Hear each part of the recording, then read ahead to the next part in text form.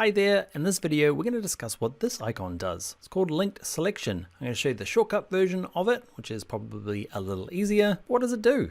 Let me show you. Okay, so have you ever wondered what it did? Probably not. Probably never even noticed it was there.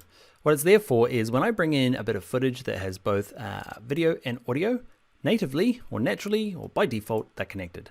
Turn that off and click off, and now they're not.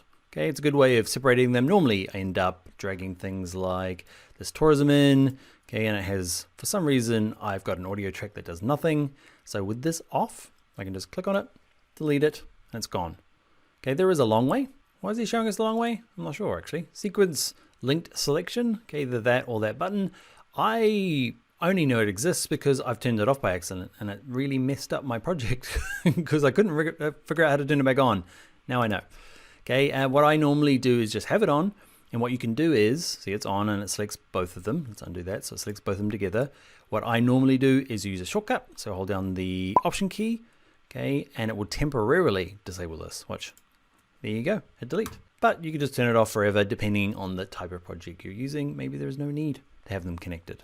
Anyway, that is linked selected. Now we know what that does. Let's get on to the next video.